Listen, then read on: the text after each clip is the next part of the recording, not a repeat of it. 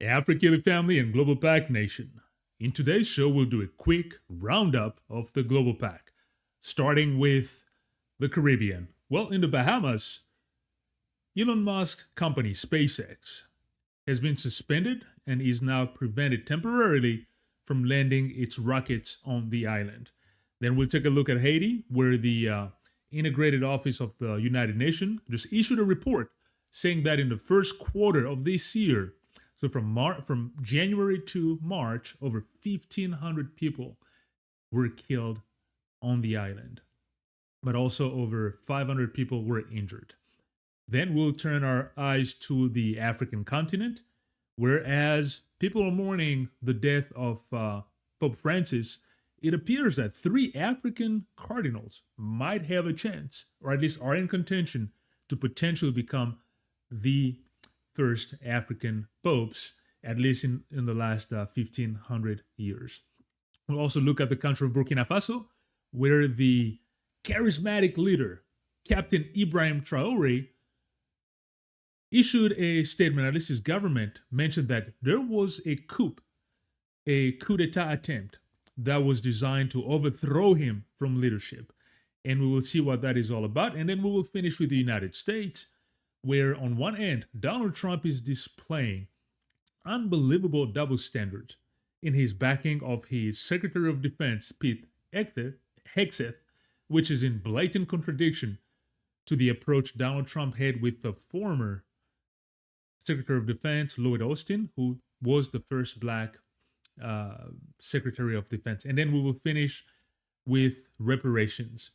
We'll see how Donald Trump's advisor, Deputy Chief of Staff, Stephen Miller, has purposely utilized the word reparation multiple times during an intervention on television or during an interview on television, and showcasing an agenda which seems to also attempt to rephrase the narrative and misappropriate some terms that were typically utilized in the context of equality, racial equality, and he is purposely trying to transform the use of that. There seems to be an agenda behind that, and we will discuss that and many more in today's show. So there you have it. Let's fasten our seatbelts, let's dive in, and let's get to work.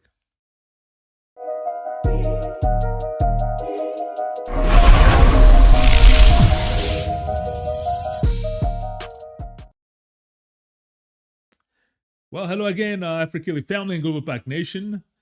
Pleasure as always for me to come in front of you on this show, the Global PAC show. This is Tony Mfumu on this Wednesday, April 23rd, 2025. So before starting, thank you to every single one of you who are supporting us, subscribing to the channel ever since we launched this new live concept back in January. So thank you very much for your support. And for those of you who have not done so, let me just take a moment to ask you to please click on the subscribe button. Only takes about a few seconds, but that will help me tremendously grow this platform. And then it will allow all of us to grow this community, reach the goals that we set for ourselves in 2025. More importantly, you also become part of the conversation and the dialogue, and we grow together. So if you haven't done so, please consider just clicking on the subscribe button. Only takes a second for you to do that, and then it will help us tremendously. I will also like to remind you, if you didn't tune in last week, we finally began our business series, right? So you look on the channel, you will see our first business pack series that was launched last Saturday. So the goal is going forward. Every Friday, we will bring you business topics. We will discuss concrete ideas that will help our community really maximize its financial potential. And so this business series is very, very important in my opinion. So we are covering steps that can help anybody transform any idea into a thriving business. And so we're doing that by exposing or teaching frameworks that are currently used in some of the best universities in the world, in some of the best MBA programs in the world. And so the book that I am summarizing for you, let me put it on the screen here. So this is it. It's called Disciplined Entrepreneurship by Bill Olet. So this business series is essentially summarizing concepts from that book. The top version is the old 2013 version. The bottom one is the revised version that came out last year. So very, very interesting series. And this is really about action, right? So this platform has brought you a lot of information in the past, has talked about, activism, us coming together. Well, this business series goes beyond that. It really now goes into action, bringing you tangible information, actionable information that can really help every single one of us enhance our situation financially. And so this series, which will come every Friday again, is for anybody that might have an idea and isn't quite sure how to transform that idea into a thriving startup, into a thriving business. This series is for you. So if you missed it last Friday or last Saturday, make sure to look at the show on our channel. It's there. You can review it. And then going forward, every Friday, we will have that business show for you. So make sure to come back on Friday and tune in. All right, so there you have it. Let's jump straight into our topics for today. So we will start with, in our roundup, with the Caribbean. Then we'll look at the African continent, and we'll finish with the United States of America. Just going very rapidly. When we do our roundups as we started last week, it's something that we want to do fast, so we won't really be able to necessarily dive deep into topics, but at least it gives you a good sense, a good summary of some of the occurrences around the Global PAC, which is the Global Pan-African Community. So all communities around the world with people of African descent, or the Global Pan-African Diaspora. All right, so let's start with Bahamas. So what's going on in the Bahamas? Well, SpaceX, the company of Elon Musk, he has this company that's taking rockets, that has a massive contract from NASA to be able to do cargo missions and so on to the International Space Station and so on. Well, in the Bahamas, the Bahamian government, which is led by Prime Minister Philip Davis, just announced that they are suspending all the landings of SpaceX in that island, because essentially the Bahamas had signed an agreement with Elon Musk to allow the rockets, as they come back from space, to land in the Bahamas island.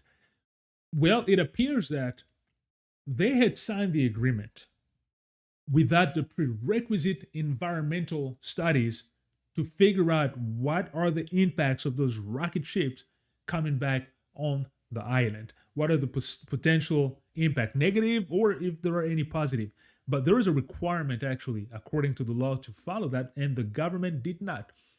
And so because of that, the opposition, which is led by a party called the FNM, so that's the Free Party. So let me go ahead and read you here a quote from the opposition. So that's the Free National Movement, right? The FNM, which is led by its deputy leader, Shannon Cartwright. So here's what they said.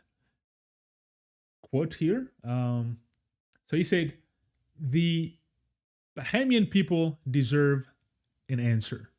The PLP is the leading party. The PLP launched this project with zero transparency, ignored science, snubbed local expert, and gambled with our precious marine environment. And all for what? A $1 million donation and a photo shoot? So that was the statement that was done by the FNM. So again, FNM, which is the Free National Movement in the Bahamas. So they were lambasting the government for agreeing with SpaceX, first of all, without any transparency, so in total opacity, and also not following the rules, putting the cart against ahead of the mule, if you want. And so the government had to respond. And so here's how the government responded. They said, well, we have been clear that the pause of Falcon 9 landings is only until satisfactory post-launch report is received and an assessment has been approved, which is projected to be completed this summer. So essentially, the government is coming back and saying, okay. The opposition is opening its mouth, is accusing us, well, we will pause the landing, but they're saying we're only doing until the post-launch report comes, and we believe it will be received this summer, and then we should be able to resume the operations. That's what the government is saying. This is interesting. I mean, it's a series of bad news, I guess, that are coming and attacking, affecting Elon Musk. Because, like, for example, this morning, there were reports that, Elon Musk announced that he will be reforming his or readjusting his time commitment with Doge, the Department of Government Efficiency. So he won't be spending as much time at the White House going forward, starting in May next month. And that's because, for example, Tesla earnings came out and the company has lost about 71% of its revenue, 71%. So Elon Musk seems to be a very toxic figure right now, and his companies are paying the price. Now, here in the Bahamas, who's to say if it is all his action? Because, Elon Musk has also conducted a lot of efforts that were eliminating programs that were going in different countries. I mean, his company is now paying the price. Although the government of the Bahamas is saying this is only temporary, and it should be resumed in the summer. So that is what's happening in the capital of the Bahamas, and let's see what will happen. Because we should also note that another argument that was actually made by the opposition was that a few months ago, when there was a test flight by Elon Musk, or a rocket that was launched in Texas, well, it blew over the Bahamas. All right, that test flight blew over the Bahamas, and there's a lot of debris that was picked up over the Bahamas. Specifically, there's an island called Cat Island, where in that island alone, over 400 pounds of debris from a SpaceX rocket was picked up. So there is some potential danger. So it is important to have an environmental report to figure out the impact on the environment. But it seems like Elon Musk's toxicity might be having an impact on how his companies are faring and how his companies are treated around the world. All right, so that was about the Bahamas. So let's jump our attention now to Haiti. In Haiti, the BINUH. BINUH is a French word, BINUH. It's an acronym that stands for Bureau Intégré des Nations Unies en Haïti. So essentially, it's the integrated bureau of the United Nations, United Nations Integrated Office in Haiti. So that's what BINUH stands for, BINUH, that acronym. Well, but BINUH released a report, all right, saying that in the first quarter of this year, so from January all the way to March, March this year, over 1,500 people were killed in Haiti, and over 572 people were injured. Those are massive numbers. Massive. So essentially, when you add the two, it's over 2,000 people that are immediately negatively affected by the violence happening in Haiti. And so this continues with the theme. We have talked at length on this show about the situation in Haiti. We did shows on that, how the gangs are proliferating. There are reports now saying that it's over 3/4, actually about 82-85% of the capital city, Port-au-Prince, might be under the control of gangs. Some people are saying those reports are understated, that people say that effectively gangs have totally taken control of the island. All right, and so early this month, there was a big protest. I think I had mentioned that also in one of the shows, where thousands of people went in the streets demanding that the current transition presidential council addresses the gang problem because it's just getting out of hand.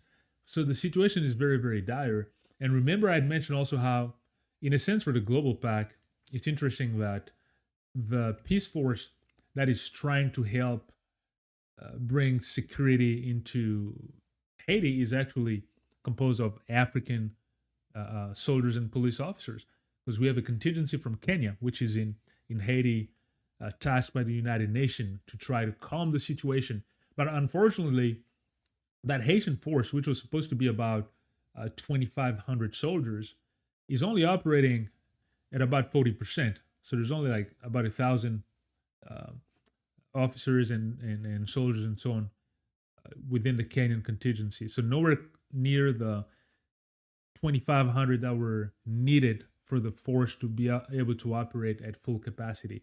So it is underfunded, and that definitely does not help stabilize the situation. But by the way, a quick reminder, if you are interested to know more about Haiti, we have an interview. I had announced it a while back. Well, that interview will be posted this Saturday. All right. So the interview is being edited. We have somebody from Haiti who we interviewed. We had a very insightful conversation about many things related to Haiti, life, politics, but not only in Haiti, but also Haitian Americans in the United States, in the current political climate. Remember when Donald Trump was talking about they're eating the dogs. They're eating the dogs, talking about the Haitian community in Springfield, Ohio, and so on. So we're discussing all that and more. So if you're interested, make sure to tune in Saturday or subscribe to the channel, because when you subscribe and you hit the bell, the notification bell, every time we post a video, you'll be notified.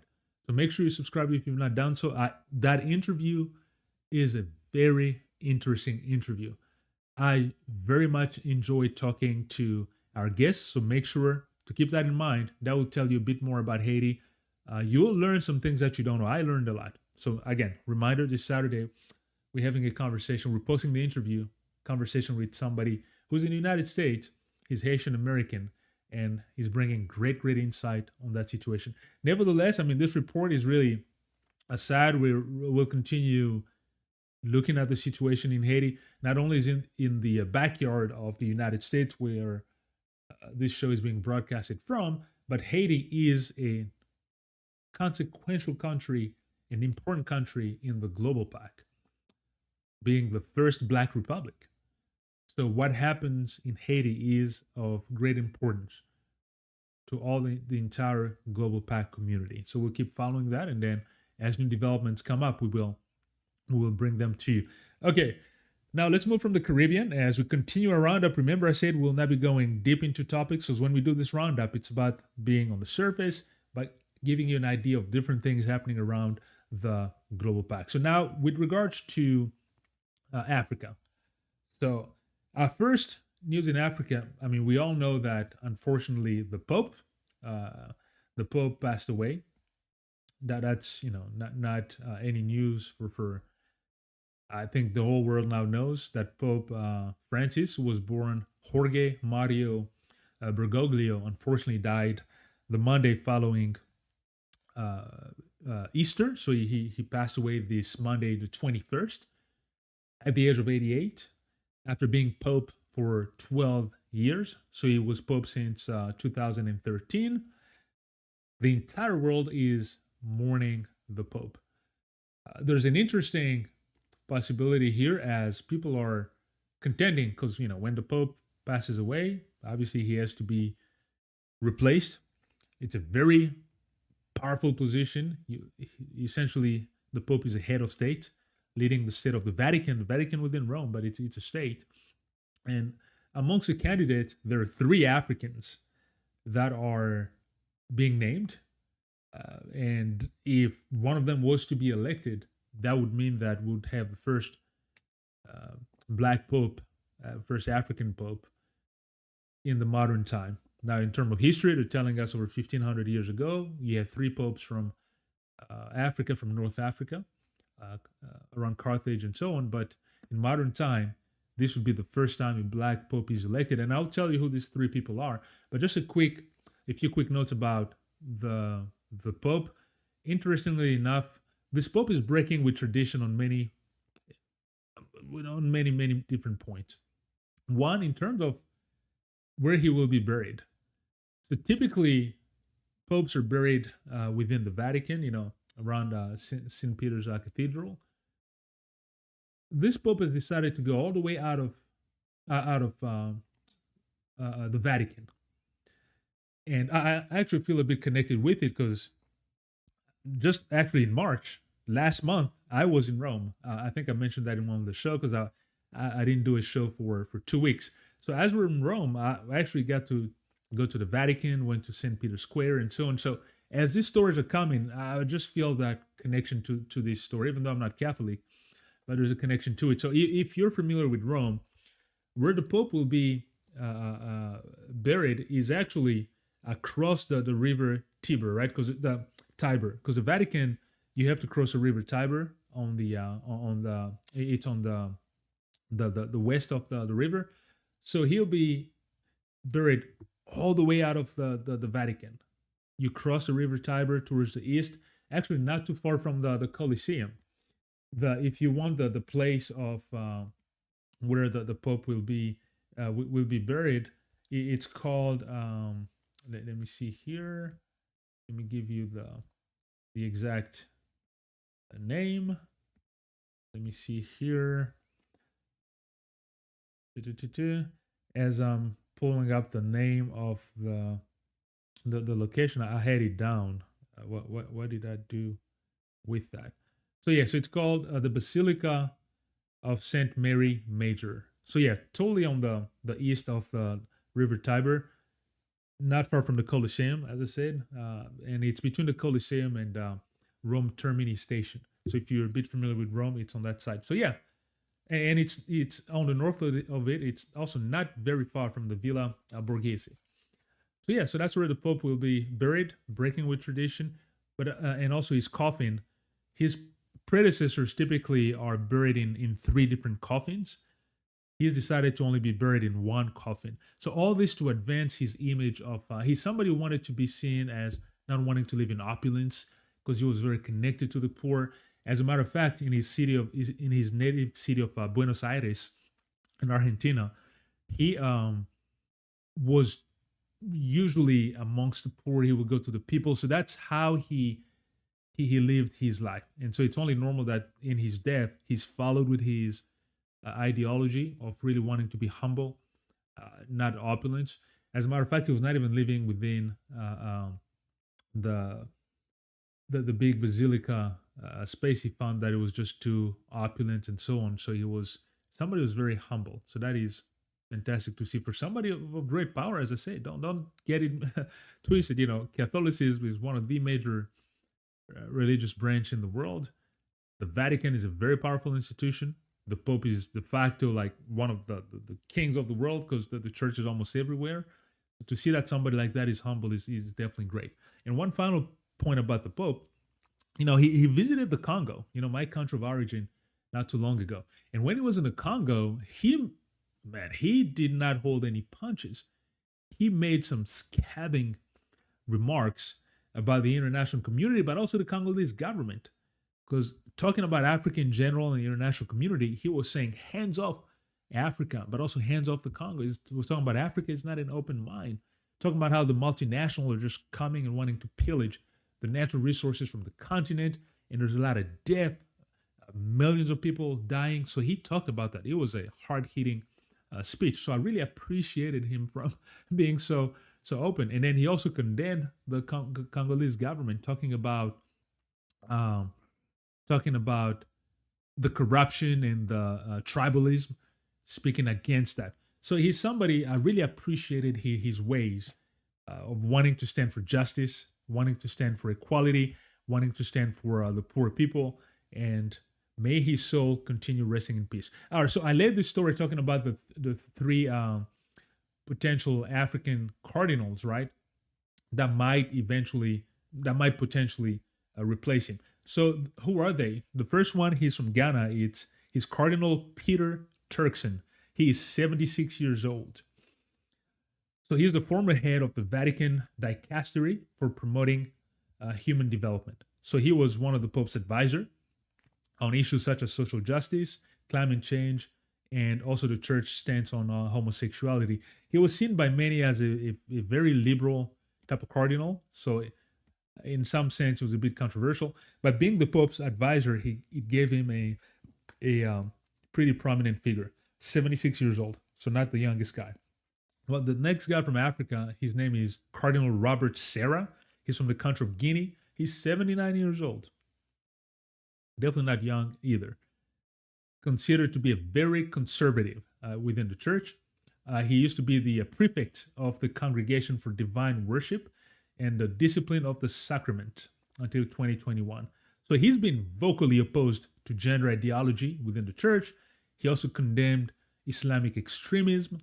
And so in the circle of the traditionalists within the church establishment, he's popular because he's a staunch conservative. So the third one hails from the continent of the Congo. He's seen by many, from the country of Congo, seen by many as maybe the one who has the higher chance of the other three. He's also the youngest. He's only 69 years old. Only, in parentheses. His name is Cardinal Fridolin Ambongo Etsu.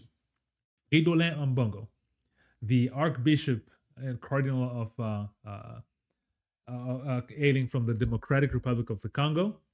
Now, he is the president of the Symposium of Episcopal Conferences for Africa in Madagascar. So he became also very known and very popular because, I don't know if you remember, a couple of years ago, the church made waves because the church issued guidelines on how the priest could bless people of same-sex relationship. And so the guideline that the church issued, the Catholic Church issued, was called Fiducia Supplicans. Well, Cardinal Fridolin Ambongo he essentially led all the African bishops who were unanimous in the rejection of that Fiducia Supplicans. And so that kind of elevated him also in the circles of the cardinals. So I'm not saying that one of these three people will become pope, but they're in contention. And I mean, Africa happens to be one of the continents with the most Catholics. There's over 250 million Catholics in that continent. So it's a massive, massive institution. It's one of the growing actual institutions on the continent, religious institution until today. So it would make sense that the voice of Africa is represented. It was already a big deal when Pope Francis was named because it was the first pope from Latin America representing what's known as the global South, right? So having an African pope would also make sense here. Because again, Africa is very prominent when it comes to Catholicism with over 250 million practitioners. So yeah, so let's see what happens with this story. It'll be interesting to unfold. And by the way, one final note, there is a movie, which is also another reason why I'm feeling connected to this story. I just watched the movie literally before my trip to Rome. The movie is called Conclave. It's available on all the streaming platforms and so on. That movie, Conclave, actually talks about the process of replacing a pope, how the election is conducted, how it's done in the Sistine Chapel. So the Sistine Chapel is in St. Peter's Square. The Sistine Chapel is where you have the famous creation mural or painting of Da Vinci. So yeah, so that movie, it's a fictitious account of a pope who died and how the cardinals are going through the election process, how political the process is. And so this is what's about to unfold now. And then when the pope is elected, you have white smoke that is released, and then you'll hear the phrase Habemus Papam, which means we have a pope. So yeah, if you're interested in that, go check the movie Conclave. It will give you a good insight on how this process might be, even though it's a fictitious movie, but you'll learn a lot on the process. Okay, all right, so final stop for our roundup today. So we'll finish in the United States of America. Starting with the current Secretary of Defense, Pete Hegseth. This guy seems to constantly be embroiled in controversy. Pete Hegseth, as I said, Secretary of Defense, 44 years old. He was appointed by Donald Trump. But this is somebody who was appointed when Donald Trump was accusing the former Secretary of State, Lloyd Austin, who's the first African-American Secretary of Defense, rather, Trump was accusing him of being a DEI hire, Trump in his circle, because he was black. Even though he's one of the most decorated person, he was a 4-star general. But this, and then Trump was quick to call for Lloyd Austin's resignation, because there was this story where Lloyd Austin essentially had undergone a medical procedure, okay, a surgical operation to treat his prostate cancer, and he did not disclose it. So after that, Trump was very adamant. Here's Trump's word, I quote. He said that he should be fired immediately for improper professional conduct and dereliction of duty. Okay, because he failed again to disclose a surgical operation to treat his prostate cancer. Now, contrast that with what's happening today with Pete Hegseth, who, like I said, doesn't seem unable to step away from controversy. With regards to like the Signal app, Signal is a messaging app. A couple weeks ago, there's a story that came out where Pete Hegseth, in a group chat, he talked about plans for an attack that was unfolding in Yemen. In that Signal chat, they had included, by accident, a reporter, a journalist. As we're talking plan, oh man, plan to attack Yemen, military plans. So the Trump administration came out saying, oh, it's a big deal out of nothing, fake news, and they tried disparaging the reporter. And then it came out that it was actually true. But they tried to make it seem like, oh, we're creating a big deal out of nothing. At least the Republicans and the Trump administration. And then now they say they didn't discuss, confidential information, even though it was. And now the story comes out where not only that, but then Pete Hegseth proceeded with sharing details about ongoing operations with his wife and family members. Folks, we're talking about the United States Secretary of Defense, who's supposed to be the head of all defense operation, military operation in the nation. This is the guy I'm talking about here. Now, nowhere, at no time is Trump talking about firing him like he did with Lloyd Austin.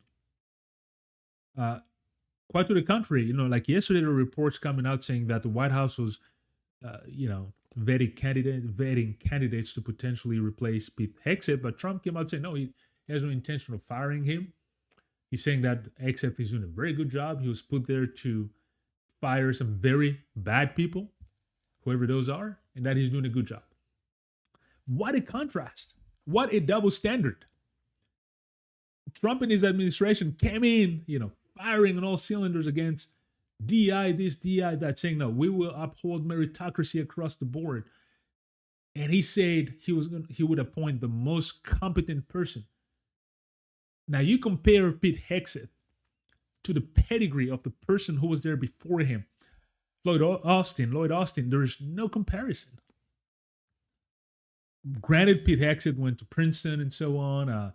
He had a bit of a career. He served in the military. But he has zero experience in the Pentagon, no administrative experience in terms of leadership, in terms of leading the Pentagon or anything at that level. And he's elevated as the most competent person by an administration that say that there will be based everything on meritocracy, compared to a 4-star general who has led the Central Command, has led the command during the invasion in Iraq, even though I'm a big opponent of what happened in Iraq, the big lie, an unjustified war. But nevertheless, he was on the field. He led the troops. So he's a great leader. This is the guy. So how can you not understand that when people start talking about white privilege, how it seems like you have a black person, highly competent, has proven himself over and over again. And he's being accused of being a DEI hire, DEI, diversity, equity, and inclusion. The implication being that he's not competent, that he's there only because of diversity measure, when he is extremely competent. And then you have this guy, Pete Hegseth. I'm not saying he's dumb by any measure, but somebody who was a Fox News host, he was a TV host, somebody who there's many stories coming out of him abusing alcohol, potentially women abuse, like a profile that you would not associate as the number one person leading the Defense Department. And you try to compare it to, and you would say that he is not a privileged hire. This is just, this is the kind of double standard that just upsets and annoys people. Clearly, Pete Hegseth is not there based on competency. He has not proven himself, as I said. I'm not saying he's dumb. No, I'm sure he's a very smart individual. But if you want to talk about meritocracy, people actually getting a position based on merit, based on their competency, their experience, and so on. Because that's what the Trump administration told us, that they wanted to get rid of DI measure because they wanted to put the most competent people. And then you try to tell me that Pete Hegseth is the most competent person to lead the Pentagon. That's a joke, folks. That is a blatant joke. And that's a massive double standard, which is why activists who are fighting for equity, for inclusion, for diversity, for racial equality, and so on, we still have a lot of work, folks. Still have a lot of work because it's clearly double standard. I mean, there's no clear example of double standard comparing Pete Hegseth and General Austin. It is clear. If you can't see it, I mean, I really can't help you. All right, so we'll finish our story now with Stephen Miller, who is Donald Trump's deputy chief of staff, who created a bit of a stir. Okay. So Stephen Miller, he is a very controversial person who's always coming out talking about our country this, our country's invaded. I mean, who seem to believe that he's more patriot than many other people. But anyways, he made some. I'm going to read you his statements first, and we'll talk about it. Okay. So here's what he said during an appearance. He appeared on Newsmax on a show called Rob Schmidt Tonight, and he said this. He said he was talking about reparations. He said that Americans should receive reparations for the damages as a result of crimes committed by non-citizens, including violence and drug trafficking, and the impacts on communities across the country. All right, so Americans should receive reparations for damages as a result of crimes committed by non-citizens. He continued by saying, we had an entire generation of Americans, multiple generations in fact, have been robbed of educational opportunities. Entire cities, look at Los Angeles, once a paradise of safety, security, and prosperity. Entire neighborhoods occupied and controlled by foreign gangs. End quote. And then he finished by saying, where do all the residents who have been displaced, who have been forced out of Los Angeles, where do they go for their reparations? So he used the word reparation 3 times. Here's why this is causing a stir and why people are very upset, because there's a clear attempt here at misappropriating terms that have been used for decades by descendants of enslaved Africans seeking justice for the fact that they were left out of wealth creation, wealth opportunity in this country, despite working hard to help create wealth in this country. The story of slavery is well established. At the end of the Civil War, you've heard of 40 acres and a mule, which was essentially a program that was supposed to take land, of about 400 acres of land, and assign that to African Americans. And this was signed by Union General William Sherman. That never happened. They started assigning some land to freed enslaved people, but very rapidly those land were taken back, and so it never materialized. So African Americans have been fighting for reparations for a very, very long time. Now you have this guy, Stephen Miller. He is not an idiot. He knows what he's doing. He's purposely poking that. Now trying to bring that word and misappropriating it and using it in this context of illegal immigration, talking about all these Americans that are displaced, obviously talking about white Americans, talking about fentanyl invasion and opioid crisis, which for the most part affects who? White communities. They all need to get reparations. That is appalling and disgusting, if you ask me. I won't even say annoying, because some people cannot raise to the level of annoying you, and you just won't give that kind of power to people. But this is actually a trend. It's a trend that I've noticed. I don't know if you've noticed it, but I've really noticed this trend that is happening with this Trump administration and many of the far right and extreme right and racist people that are surrounding him in his administration. It started actually right on the onset of Donald Trump's inauguration. I don't know if you remember, during his inauguration ceremony at the White House and so on, when he gave his speech quoting Dr. Martin Luther King, I Have a Dream speech, saying that he would actually now take Dr. Martin Luther King's concept and make that dream a reality.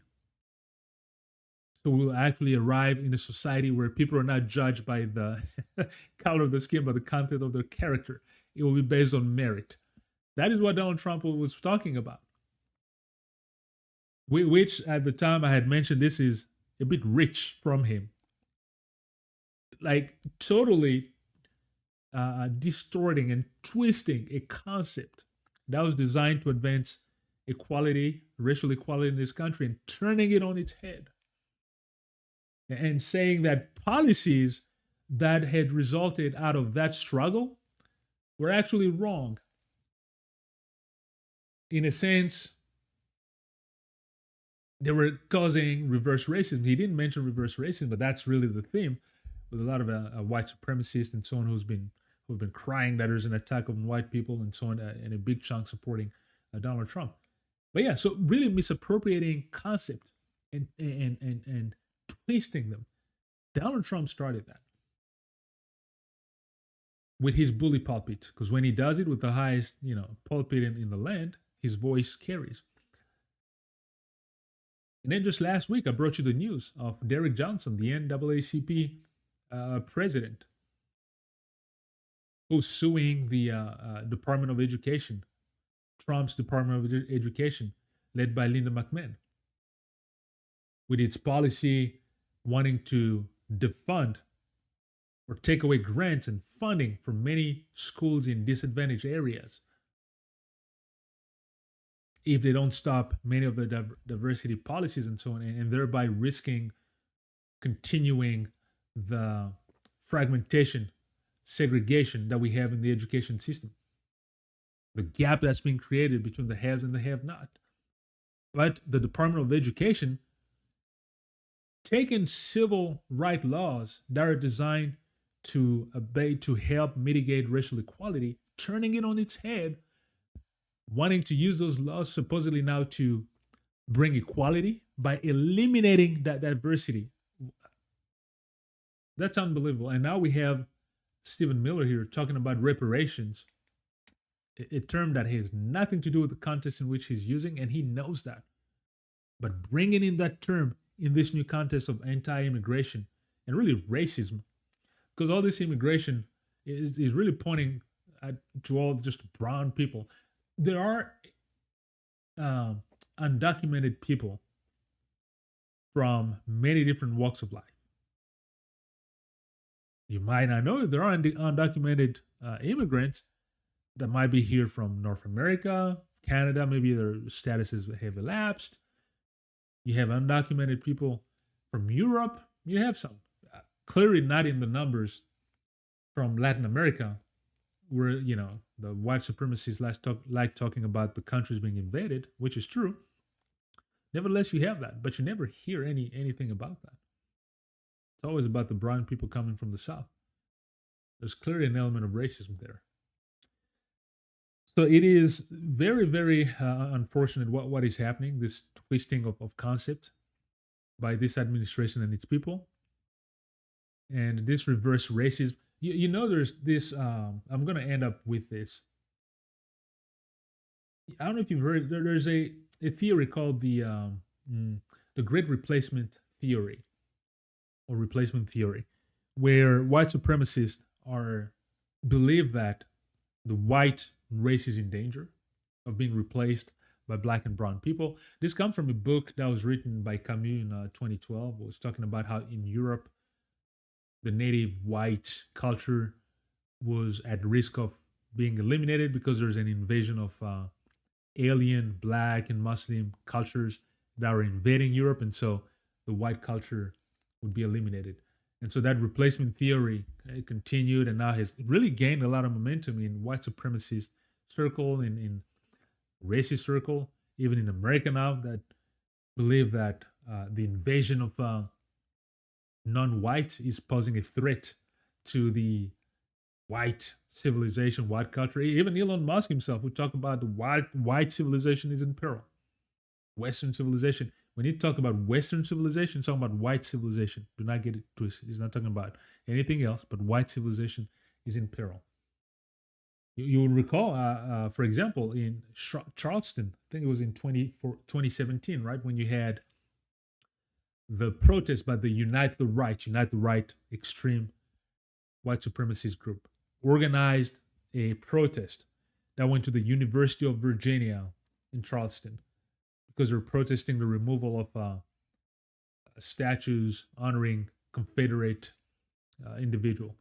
And so that march, if you recall, they marched across to the campus of University of Virginia, and they were chanting, "You will not replace us. You and Jews will not replace us. You." So that whole "you will not replace us," which continues building on the whole great replacement theory, but it goes even further back. That actually comes from, in Europe, when you had this belief from the Nazis that the Jews were conspiring to replace their pure white people. But anyways, in Charleston, you have those racists going across, "You will not replace us." And then if you remember, Donald Trump came and he worked very hard to try to equate what those racists were doing to, quote unquote, the extreme left, as he said, or people counter protesting that. He was equating that these racist, blatant racist, were equal to the counter protesters who were protesting them, which was already at the time very unfathomable. You might recall that the counter protest actually ended up winning because those people came out in masses. You had the locals from Charleston combating that, saying that did not represent them. And then you had black communities come. Those Unite the Right folks, at some point with their weapons, they tried going through some African-American neighborhoods. Oh, those people would not stand for that. They were rebuffed and pushed. And amongst that environment, where the counter-protesters won, you remember there's this crazy white boy took his car and drove into the crowd, ended up killing a young lady and injuring many more, who was a Nazi sympathizer, not a sympathizer, it was a Nazi. So it is in all that context that Donald Trump had never actually formally rejected what those protesters was doing. Now, in fairness, he talked about the driver, talking about he was a disgrace. That I'll give him that.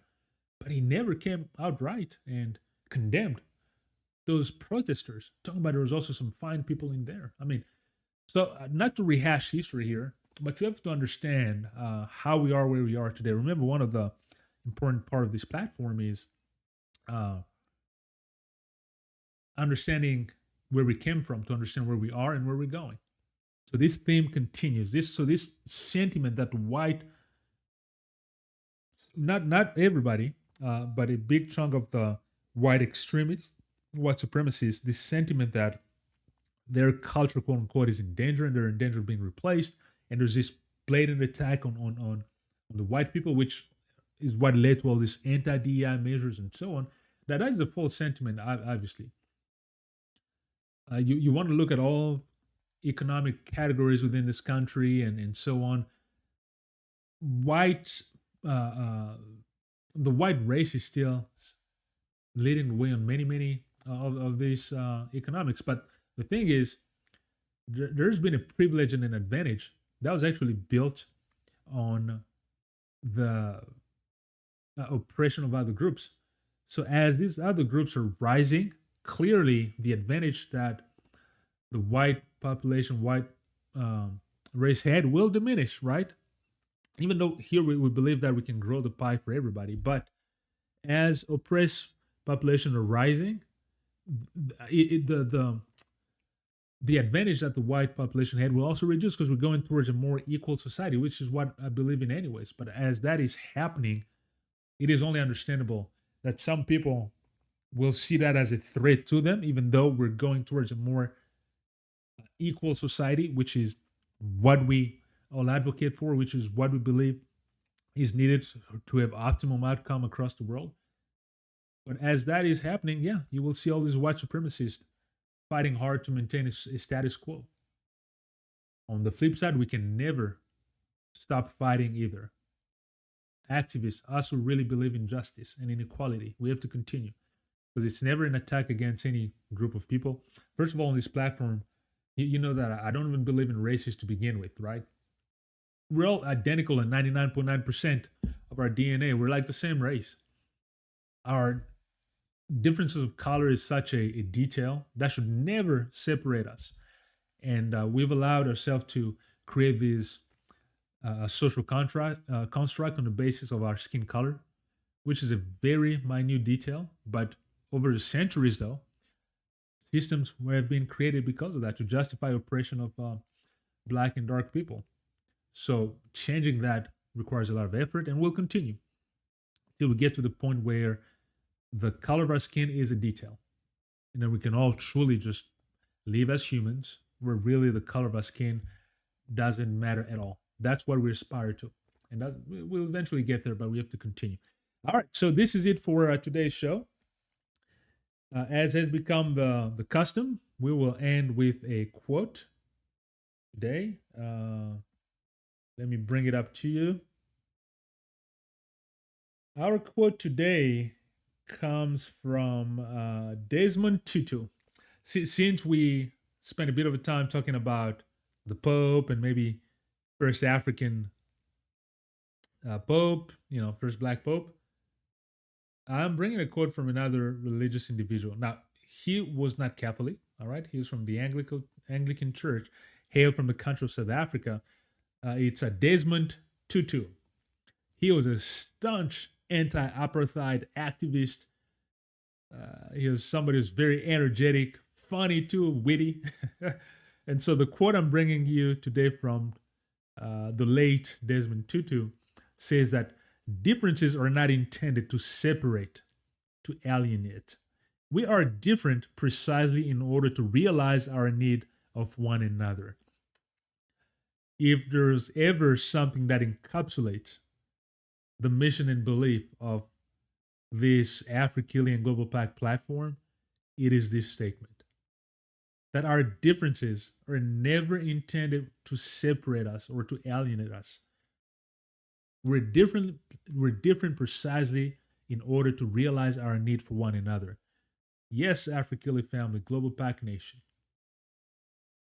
Our differences should not separate us. Our differences is what complements us. We have to be able to look beyond our differences, whether it's within the Global PAC, the Global Pan African Community, whether you're from Africa, the Caribbean, you're African American, you're from Brazil, Colombia, you name it. No, our differences are a strength. They're a complement that allow us to be complementary, to complement each other. That is what our differences are there for.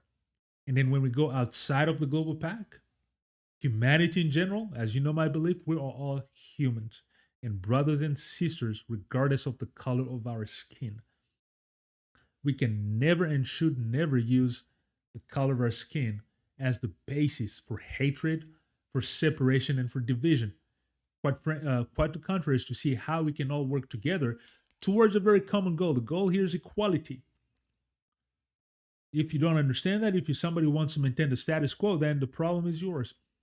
But we are fighting for that, eliminating this status quo of inequality system that are designed to oppress people on the basis of some social creation, skin color, some construct that was never meant to be in the first place.